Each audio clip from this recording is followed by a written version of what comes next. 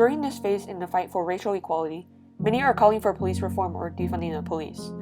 A lot of this comes from the repeated killings of African Americans and acts of violence the police commit at Black Lives Matter protests. I hate seeing so much anger flying around, so I wanted to do a little research regarding these issues, hence here's this video.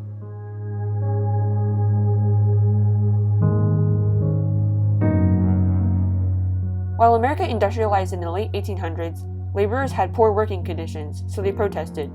These laborers included African Americans and immigrants, and their living conditions were less than ideal. These strikes were seen as unorderly by the company owners, who were very powerful at the time, and yeah, most of them were white. The police were legally allowed to use force against protesting laborers. In addition, the police also had to deal with other incidents in the city that company owners didn't consider orderly. This raised the perception that minorities, especially African Americans, were part of the quote-unquote dangerous classes, and that mentality persists today. So what are these stereotypes? Let's break them down. What?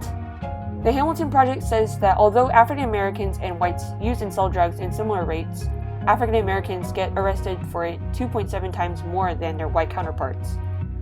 In addition, Drug Policy Alliance says something of the like. 78% of those arrested for drug offenses in 2012 were people of color, despite them being minorities in all of America.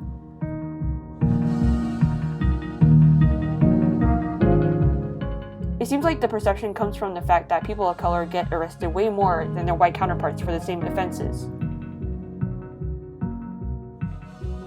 The National Alliance to End Homelessness says that in 2019, around 55 out of 10,000 African Americans would be homeless, versus the 11 to 12 per 10,000 white people.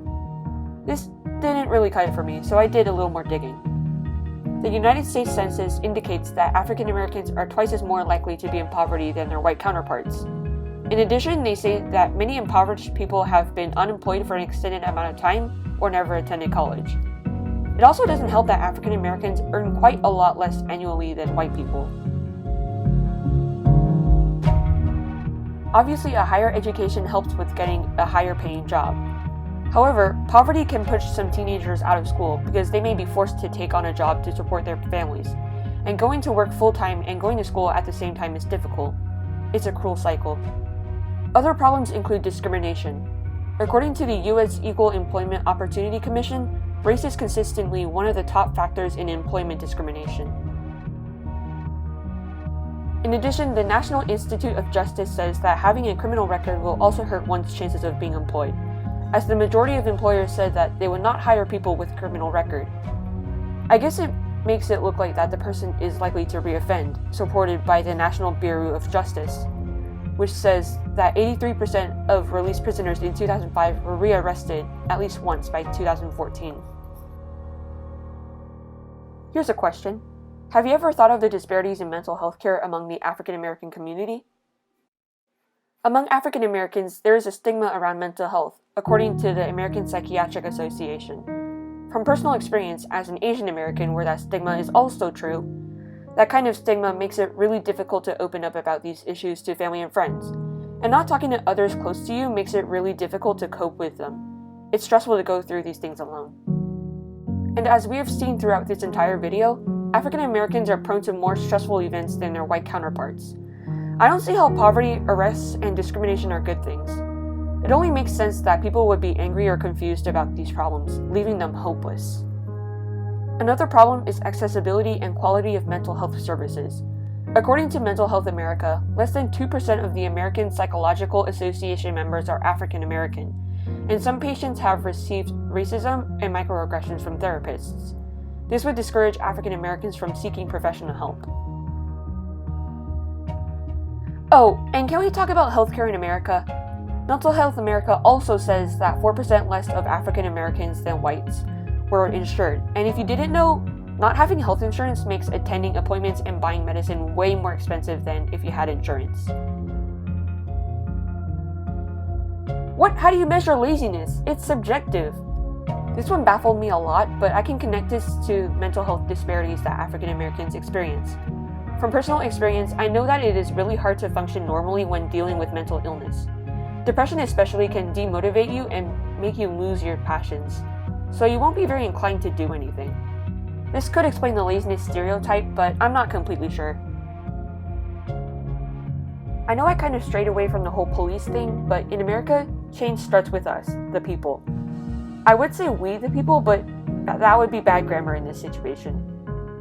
Anyway, I'm no politician or advice giver, but I think I can come up with some things we can do to help break down these prejudices against African Americans. If someone is being rude, tell them it's not okay, even if there aren't any African Americans around, or even if that person is more powerful than you. It's important that people in power are reminded of this, so they don't go around spreading offensive messages and encouraging others to do so.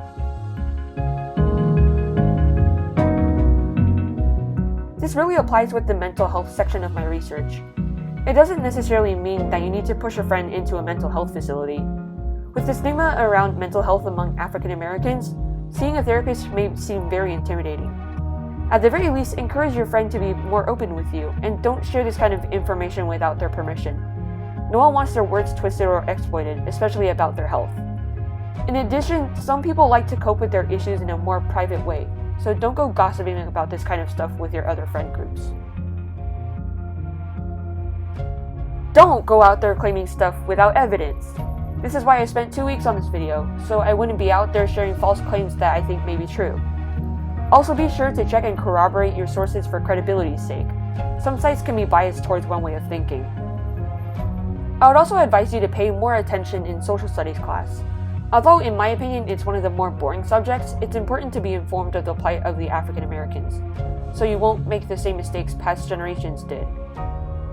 Oh, and stay in school. If you have the money or time, look into organizations or charities who help out disadvantaged African Americans or African American students. If impoverished families receive a little more financial help, perhaps the kids can stay in school and pursue a higher education to help improve their situation. Also, be on the lookout for charity live streams or companies who are donating some of their profit towards the cause. This issue has been a problem for way too long. It's about time that we, the people, yes, finally, band together and stand up for what's right. Share the message with others, even if it doesn't seem like they're listening. Support local businesses owned by African Americans. I wish I could promote some, but I don't know where you live, so... If you're able to, attend protests or conferences about these matters. Okay, I don't know about conferences, but I'm sure you know what I mean. And if you're old enough, go vote! We have to make a statement. Racism can no longer be tolerated. Fight for what is right. Black Lives Matter.